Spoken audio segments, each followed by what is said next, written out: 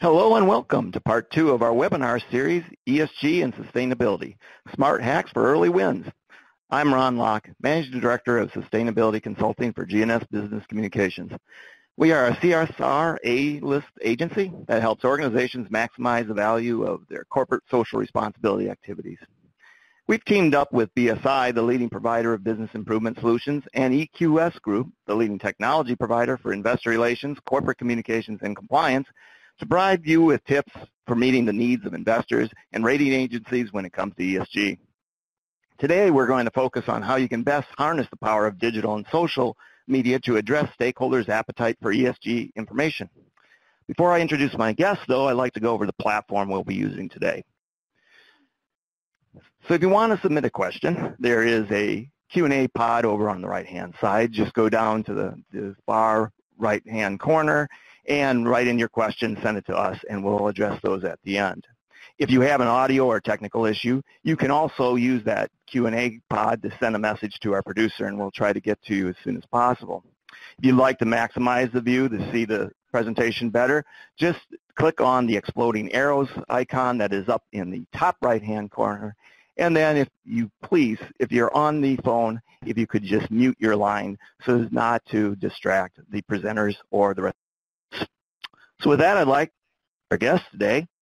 We have with us Susan Sheehan. She's Vice President of GNS Business Communications.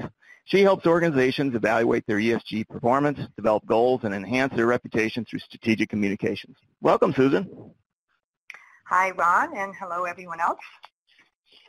We also have with us Cedric Baumgartner. He's a Managing Director for EQS Group, where he leads efforts in Switzerland to help companies worldwide securely and efficiently fulfill complex national and international disclosure and compliance requirements. Welcome, Cedric. Hi, Ron.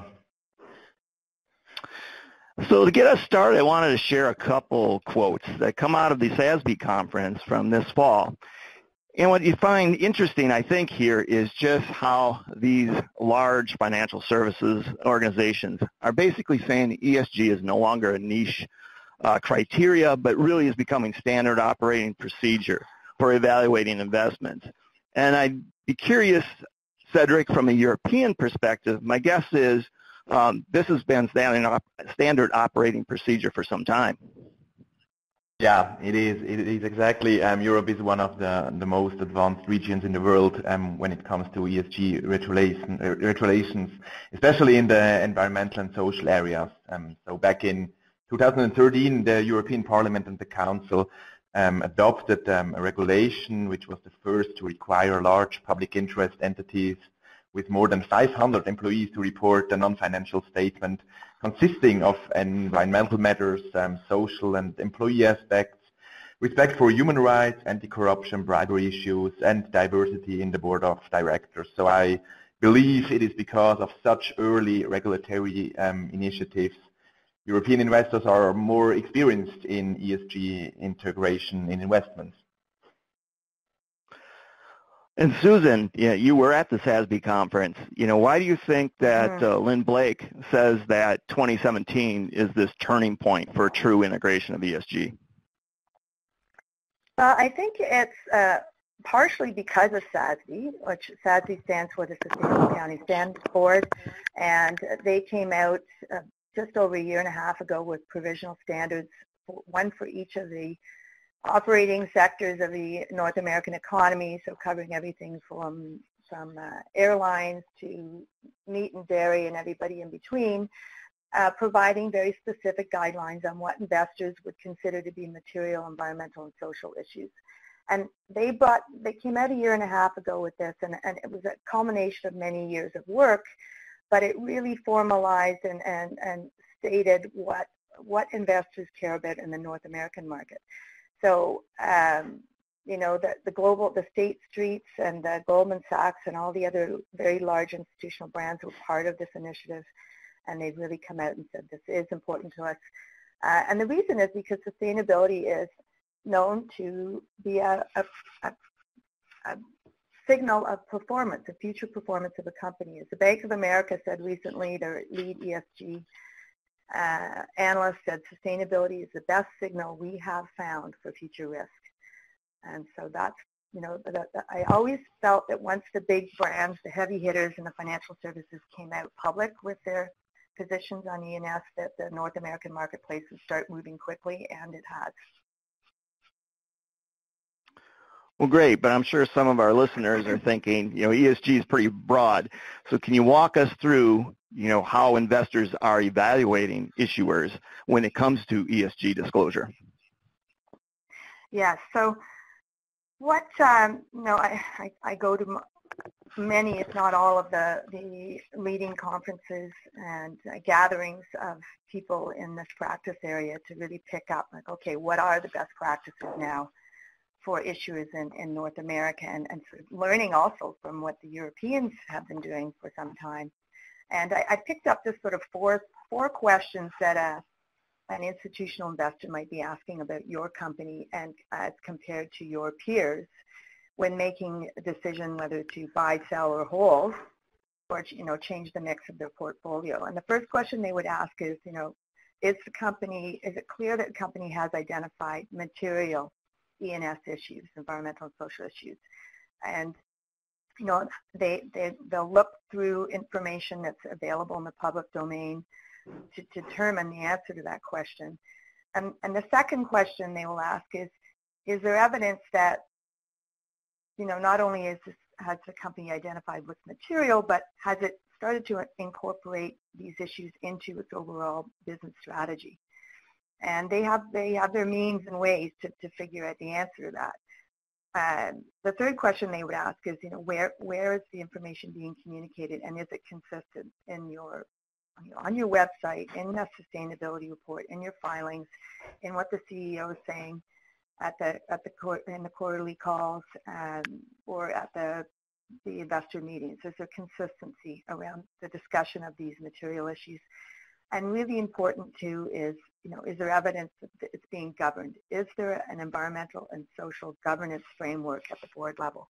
So those are the questions that the big institutional investors are asking, and then they have their methodologies for getting to the answers.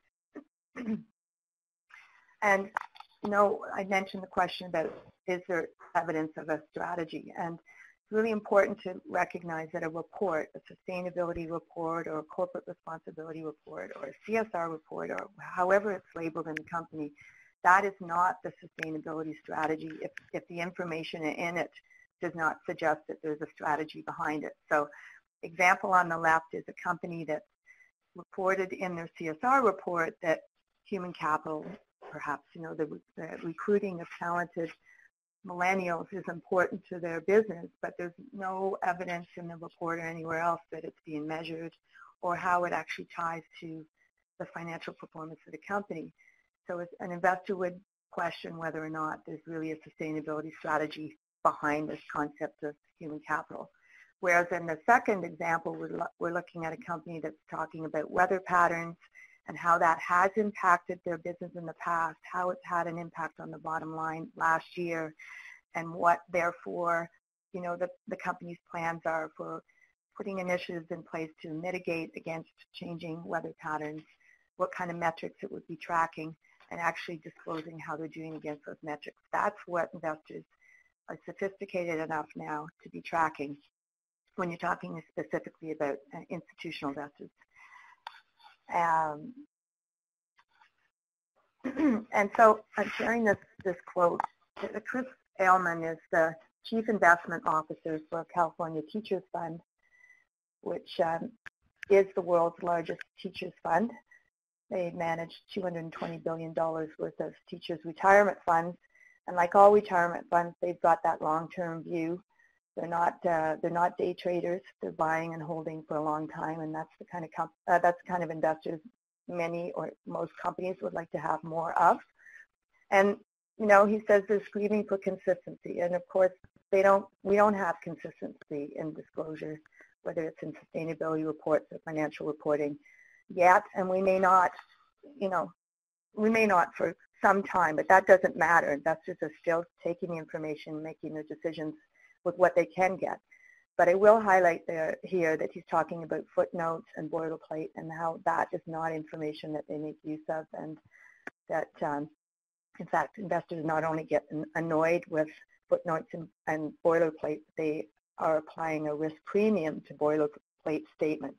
So statements that don't mean anything and that just don't have any real measurable or measured metrics tied to them are often just flagged as potential higher risk, and investors look at it that way. So they're really looking for good quality disclosure anywhere in the public domain.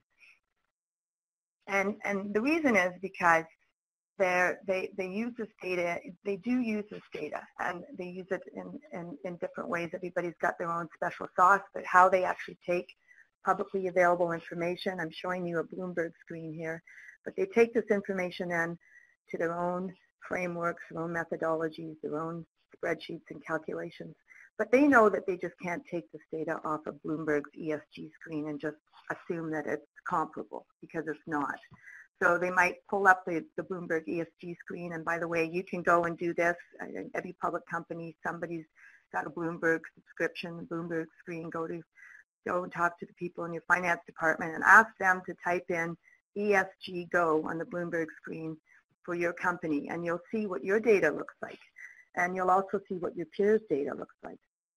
I'm just showing you one screen cap here of 6 data points by Bloomberg's tracking, well, at least 130, but they have about 500 different metrics that they track on environmental, social, and governance information. And they also track your CDP score, that's your carbon disclosure score if you are reporting, as well as Robeco-Sam's data, which feeds into the Dow Jones Sustainability Index. They have Bloomberg's very own ESG disclosure and social disclosure scores. There's tons of information for investors to work with here. And it's raw data, and then investors get to work and find out what's behind it. So that's when they go back and look at your reporting or the source information from your public documents and apply some kind of context to the data and make their evaluations.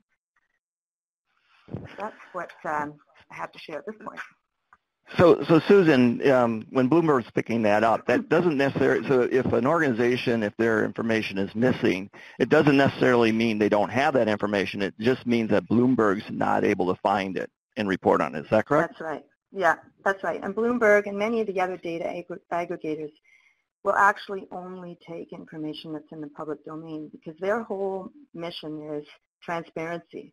So they don't want, they won't, there was a time when Bloomberg would accept, and others like MSCI would accept one-to-one for the issuer contacting them saying, here's my energy report.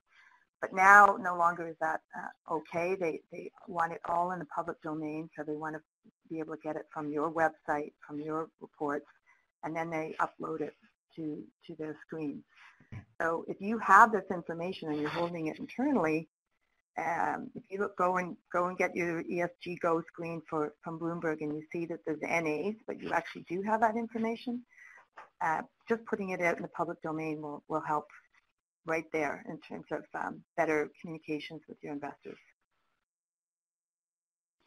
Great, and that does lead very well into our next section, because really excited to have Cedric with us today, because prior to joining EQS, Cedric was formerly at Geberit and was a key decision maker in transitioning that Swiss manufacturing company to digital reporting. And one great way to get this information out there publicly is through digital platforms. And Geberit chose EQS at that time as their digital solution platform for financial and sustainability reporting. And then later, Cedric joined EQS as their managing director, as I mentioned earlier. So Cedric, can you walk us through the decision-making and the process for taking reporting to a digital platform? Of course, Ron, and thanks for the great introduction once again.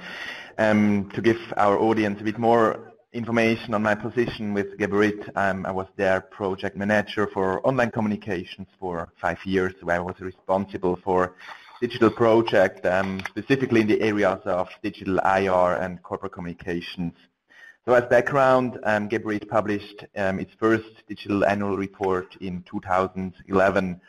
And for the past 6 years, I think their reporting efforts have demonstrated a best practice standard in integrating ESG into comprehensive corporate reporting and communications in Switzerland and as well in Europe.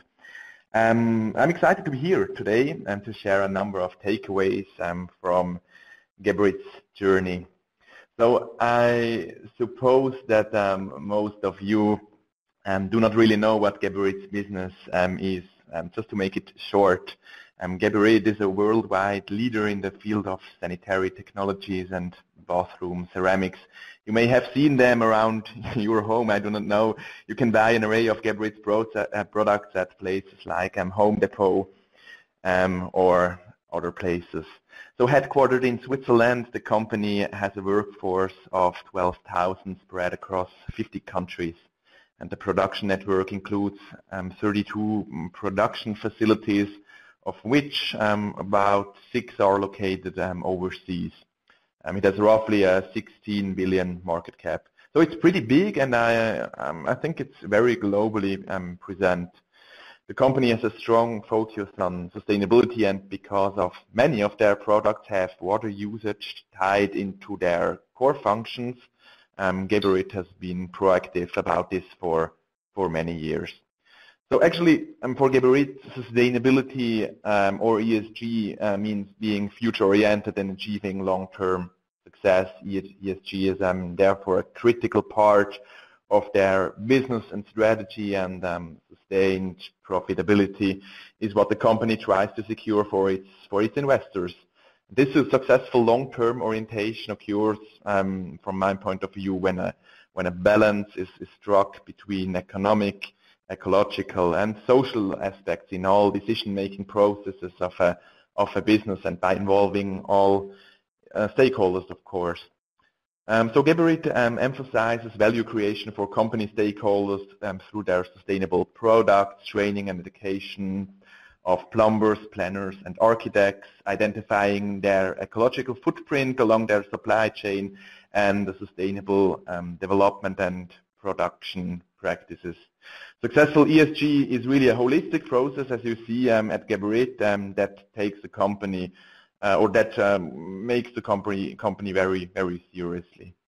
So now moving on to the next slide, Geberit here has a sustainability strategy implemented across all their operations with the help and the digital know-how of EQS, as Ron mentioned right before.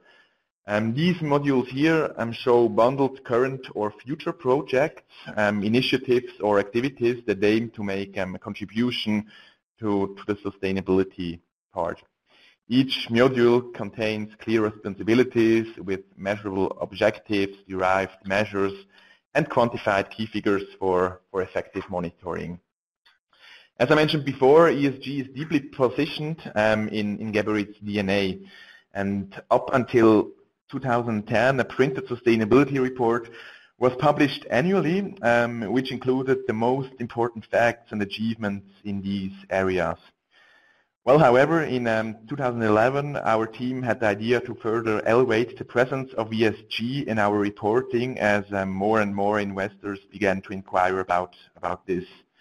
So our challenge was figuring out how to bring our existing sustainability reporting to the forefront, closer to the annual report, in order to increase awareness about our performances. The answer we found was quite simple. What was it? Actually, we found that we needed to combine and digitalize both reports to create the biggest impact possible. So the annual report and the sustainability report as a combination. And that brings me up to the next slide, or to the next page. So why did Geberit decide to digitalize the ESG report? Well, we wanted to take advantage, first of all, of the increasing importance of digital communication channels. With digital solutions, we could better target different stakeholders in our ESG communications, do so quickly, and receive analytical feedback about our efforts. So we welcomed the idea of an integrated publication concept that combined former fragmented reporting efforts into one comprehensive format that better told our story.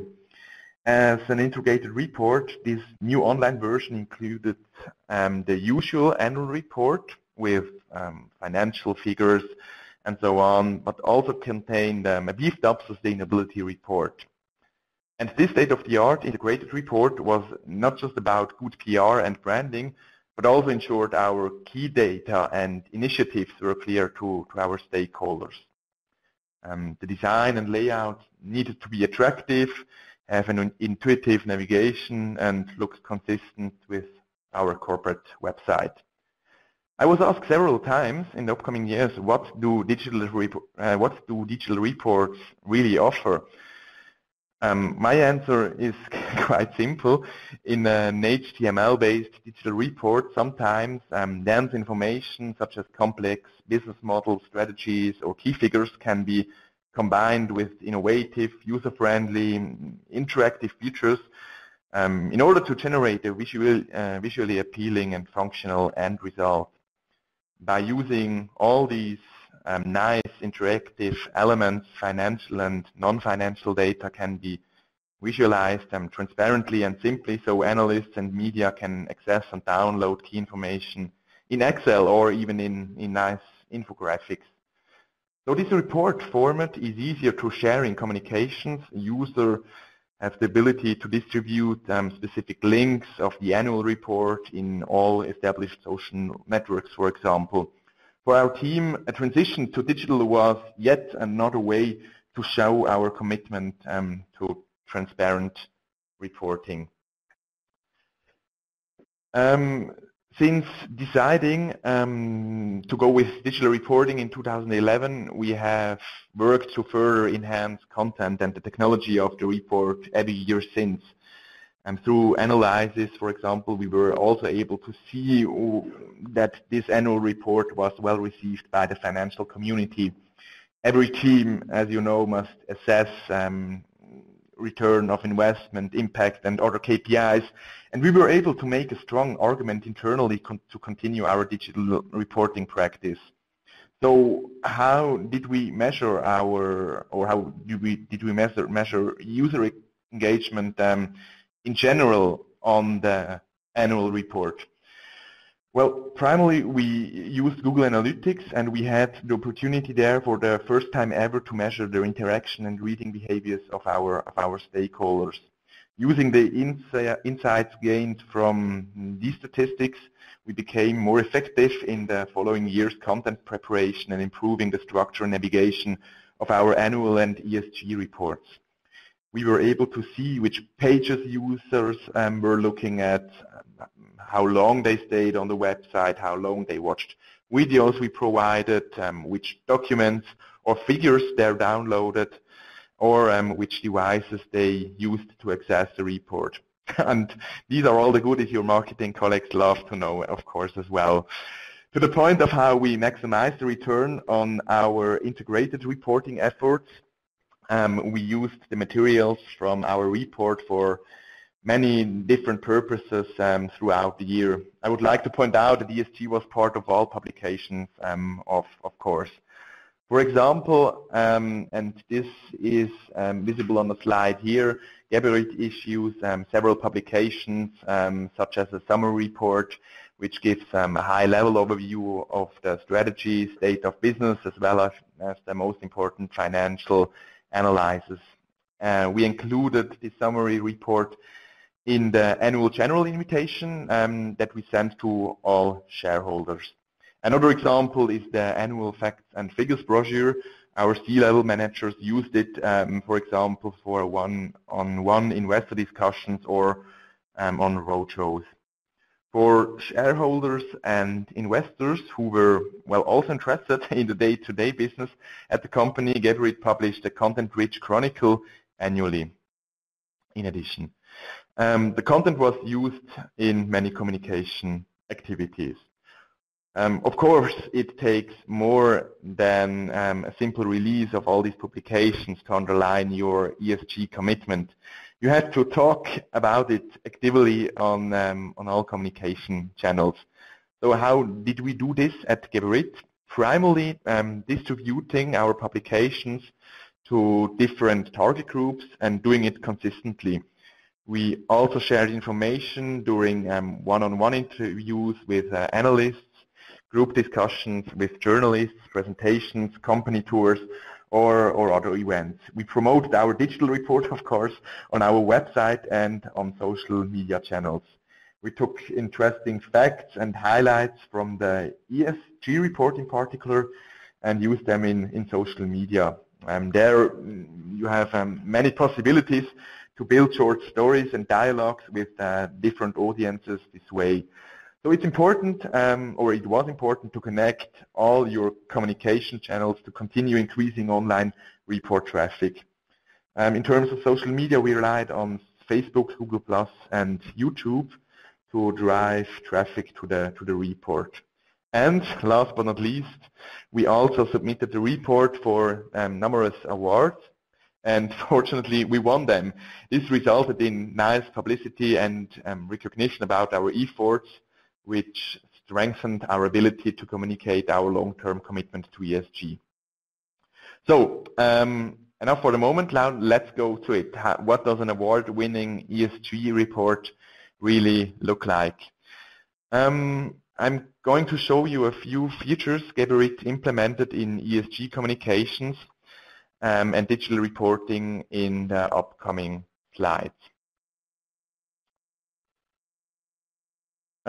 First of all, let's take a look to the sustainability strategy.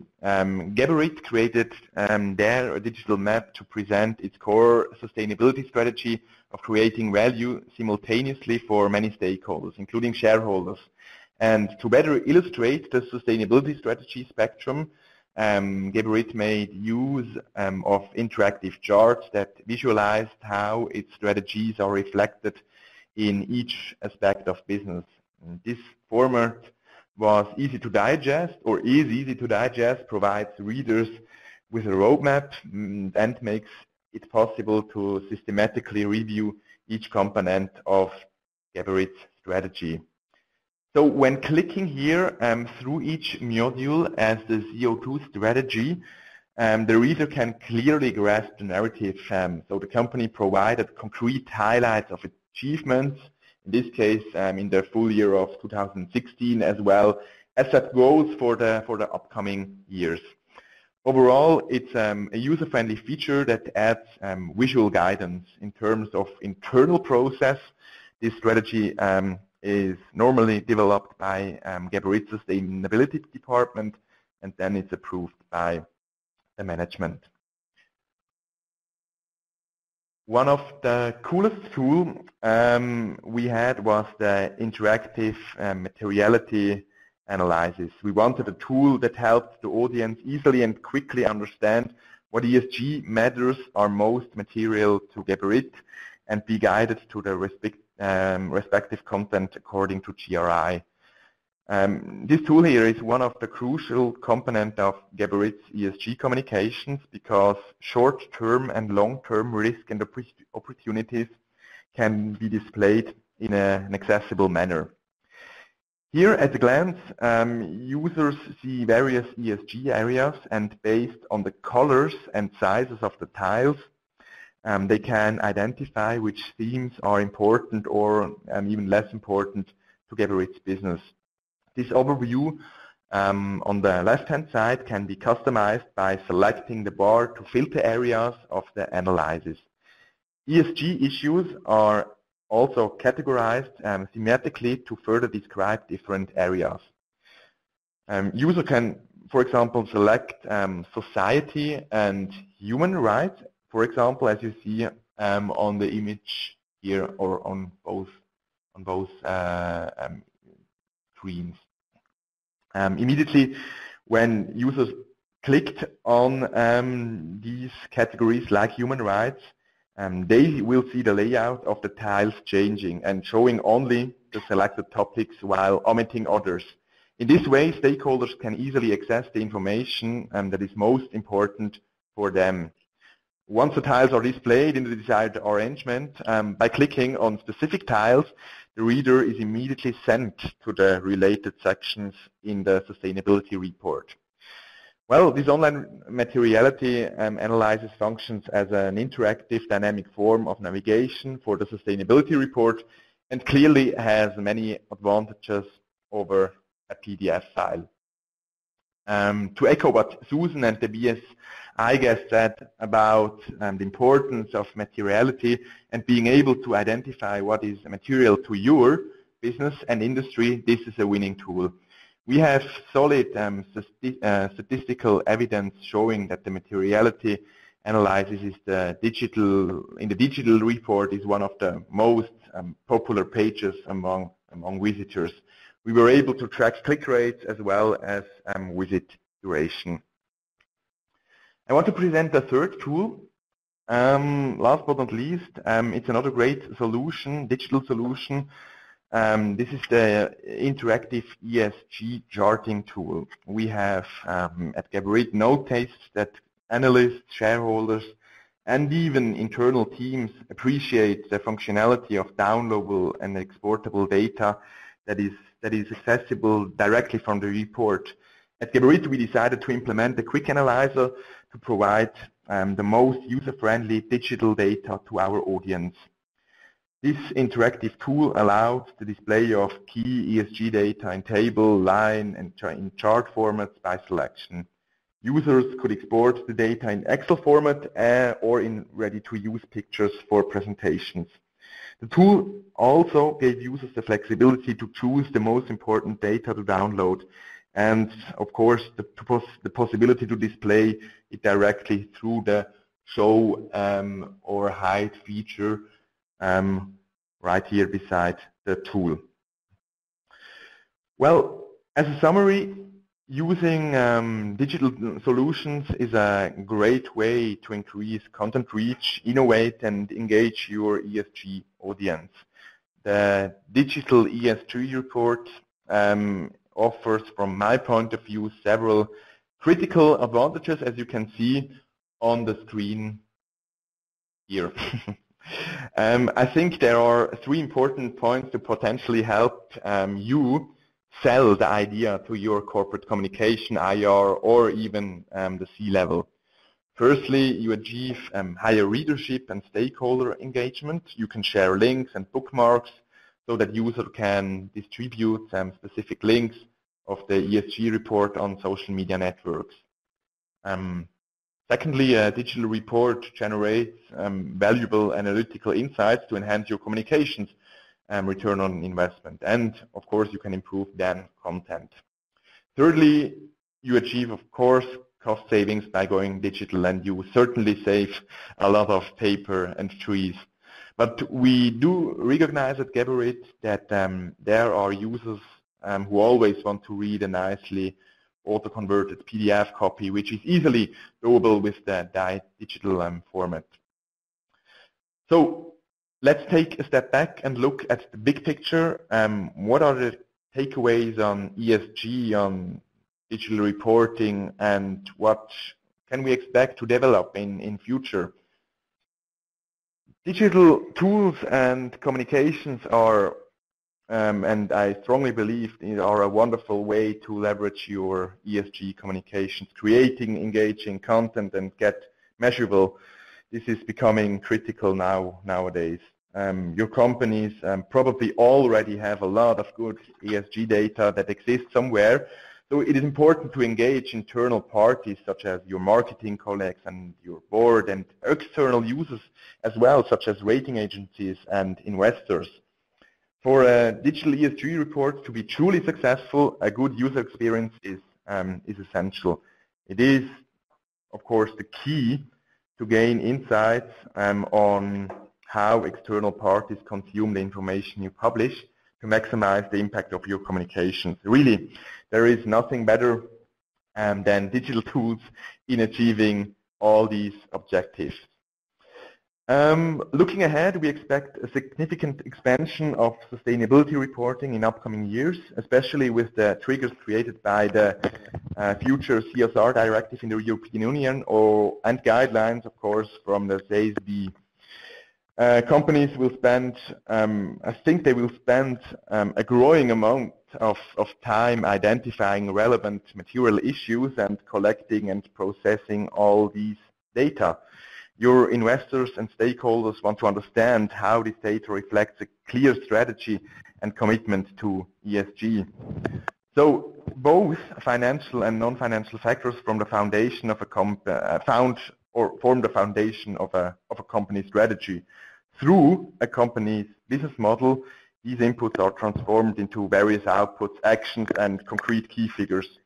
And I think integrated reporting and digital tools can help showcase all these components. One last sentence from my side. I think many companies have very interesting, ambitious, and innovative strategies that are being developed and implemented. And it's a pity when these efforts are lost on their target groups due to feelings of being overwhelmed and put off by long, confusing reports. Interactive tools take the users by hand and show the topics that are most interesting and important to them. In this way, I think sustainability reporting is carried out in a targeted, engaging manner, and the effort involved is certainly worthwhile. Yeah, I think that's all from my point at the moment. Great, thank you so much, Cedric. And Susan, as Cedric pointed out, I mean, there's a lot of enterprise-wide collaboration involved, and obviously that's an investment in human capital, if not monetary capital. And can you just talk a little bit about just some best practices for making sure you get a return on that investment? Yeah, I think that, is where it all ends up, is, how are you going to get something back for the level of effort and investment of budget as well as internal resources to get that kind of best practice that Cedric was able to achieve in his work. So, the questions you want to be asking is, I think Cedric even mentioned, most companies are doing a lot of the right stuff, if not all of it, and they're not getting the recognition. They're not winning the awards that Cedric's company was able to do through the work that they did, and actually then getting recognition through awards because they're not gathering up that information and putting it in a meaningful way out in the public domain. So that's question number one. Are you missing recognition? Do your investors, second question to ask yourself is, do investors even know you have a strategy? Companies do. They do, they're not going out there, public companies, and not having management of environmental social issues going on internally. But they may not have it knit together as a strategy, and they may not be communicating it. And therefore, that begs the question, more and more long-term stable investors are starting to veer away from companies that have not demonstrated that they've got their arms around this in a strategic way. So one of the, I think, really important to understand is we've got people on the call who are from IR, we've got people on this call who are from the sustainability side. It's that walking across the aisle thing that has to happen. Most IR people don't have a full understanding of what the sustainability department is up to, and the sustainability people don't fully know what a day in the life of an IR person is. And so I'm just going to share some tips that I've observed from the companies that I work with that are doing this well. You want to know who's on both sides of the team. Start with having lunch. Even plan to shadow each other for a few hours of the day, maybe a whole day, periodically, every quarter. Understand the other person's role, the other team's role, not person, but most people would have teams of IR teams and sustainability teams. Then start to get into monthly meetings where you're briefing each other about what the burning issues are, because they're definitely related. If you will start to see how related they are the more often you communicate with each other. There should be no sustainability team out there that does not have an IR person voice at the table in the sustainability team. I should say that's, thou shalt not have a sustainability team that doesn't have IR in the room. In addition to your risk management people, your environmental health and safety, your human resources, and your procurement people. And that's another really sort of an area that's been left behind, but certainly not with the best practice sustainability teams or companies that really have their sustainability strategy. They've certainly got a very strong procurement voice and very well-defined procurement practices that they're communicating to the outside world. Eventually, you want to get to as Cedric had mentioned, where you've got this material from your sustainability report that's being included in your investor days, in your presentations to investors, and that you're at the ready at analyst meetings and investment meetings with that material. And in fact, the real global leaders on sustainability strategies out there are actually bringing their chief sustainability officer or their vice president of sustainability to the investor and analyst meetings. So that's sort of, the top drawer kind of practice that you see out there. I mentioned SASB before, the Sustainable Accounting Standards Board. We were talking about some of the people in the first slide that were at the SASB conference just a few weeks ago in New York. I just wanted to show this screen to you just to understand that the heft, the members of the Investor Advisory Group of the Sustainable Accounting Standards Board, that's the logo here in the middle. All of these brands around the SASB logo are participating in a very hands-on way with the evolution of SASB, and have essentially said they support what SASB is doing for the North American market. So I really do encourage everyone on the call to get familiar with SASB.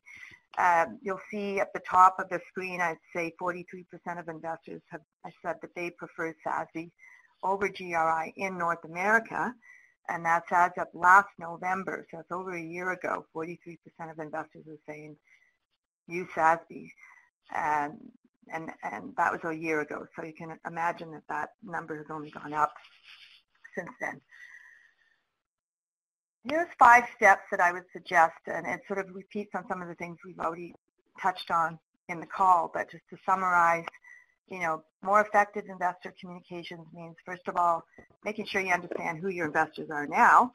Many of them already are signatories to environmental, social, and governance integration initiatives. The biggest one that comes to mind is the Principles for Responsible Investment, otherwise known as the UN, United Nations PRI, Principles for Responsible Investment. Many of the companies, the BlackRocks, the Vanguards, the State Streets, et cetera, all those other companies that I showed on the prior screen, those investors are members of an investor profile. So find out who your investors are now that are already signed up. And then find out who are not your investors that you would like to have as your investors, who happen to be signatories of ESG initiatives. That's an indicator, even further an indicator of why you need to do more ESG disclosure. Then, of course, is the benchmarking against your peers, who's disclosing what, who's doing a better job, who's not doing as well, sort of figuring out where you are, and that's a bit of a roadmap and where you want to go next in terms of disclosure. The whole concept of materiality, I think, has been well discussed, but making sure that you don't confuse your corporate philanthropy with material, environmental, and social issues. There are, most organizations have historically had a philanthropic cause, and that's absolutely, we want to keep doing that, but they may not be material to business strategy, and so let's not confuse philanthropy rather with material sustainability strategy. And then there's the whole realm of creating the investor-friendly communications. Cedric's given us some great case study on that. It's about the investor content on your website, on the investor page of the website. ESG content on the investor page of your website. ESG content in your sustainability report. Starting to get comfortable with the quarterly calls, and then moving towards inclusion in your filings, in your MD&A, and your 10K. That sort of thing. And then the amplifying your work through digital and social broadcasting. I'll just close off here with a summary of those sort of best practices for leveraging your reporting. There are a number of North American and worldwide channels that you can amplify your work in. The Corporate Reporting Awards, that's the logo on the top right. There's Forbes that recognizes annually best initiatives and best reporting. There's, of course, the whole opportunity for social media.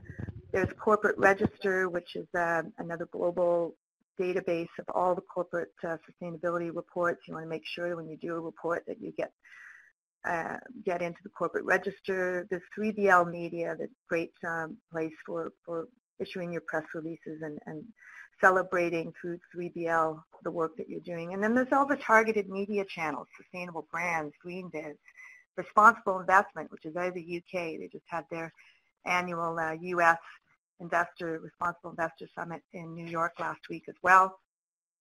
The Guardian, these are all publications that professionals like myself follow carefully, and you want to make sure that the sustainability leaders within your peer companies and other companies know what you're doing and are citing your company for the good work you're doing.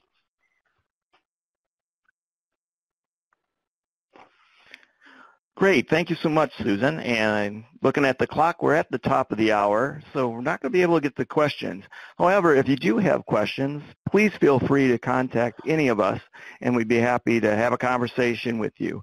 I'd like to thank our guests today for the great presentations that they provided, and I'd like to thank all of you who listened, and hopefully you take away some tips that can help you on your ESG journey. So thanks again, and tune in for future webinars. Thanks.